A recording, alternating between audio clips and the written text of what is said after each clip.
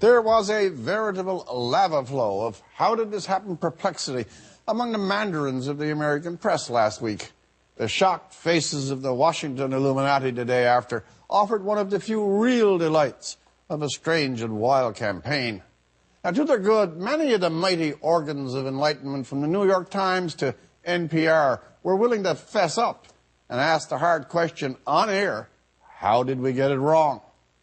A question that easily follows, though, and a better one, is how should or could they avoid the same vast error again?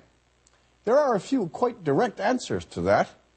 First, if a point of view, or a political candidate for that matter, is congenial to a reporter's point of view, treat both with more hesitation. Be cautious that a view lining up with your own doesn't distort or warp the reporting of the other candidate's views, which do not. Because a party or a candidate matches your temperament or outlook, do not presume your outlook or the candidate's has to be right, and therefore has to be an inevitable winner. Vote how you feel, report what you see. There is a difference. The press in general should not take urban or city mentalities as the whole of a great country's way of looking at issues. Cities are not automatically more informed than towns, or vice versa for that matter, but towns don't have media headquarters in them. Always balance the city view with the town view and make it a point of honor to learn the one you do not know. Instead of polls, try consulting people, and especially people who inhabit places and hold perspectives that are truly different from your own.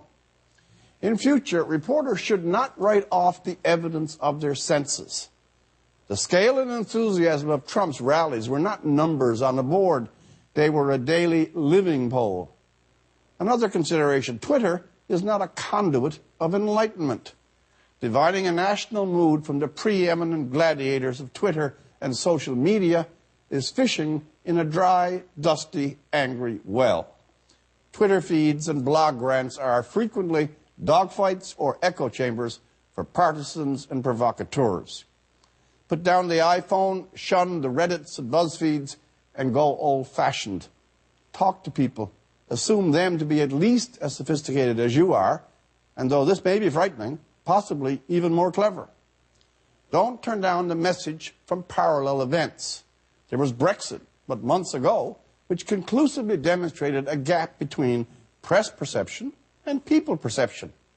On Tuesday night last week, what we got from most media was Brexit, the U.S. edition. Finally, all polls but one are pretend polls. They measure a fiction, what people will do before they actually do that thing. The poll that counts never reveals itself till the count, the election. Less speculation, more facts, and the world would be a quieter place. For The National, I'm Rex Murphy.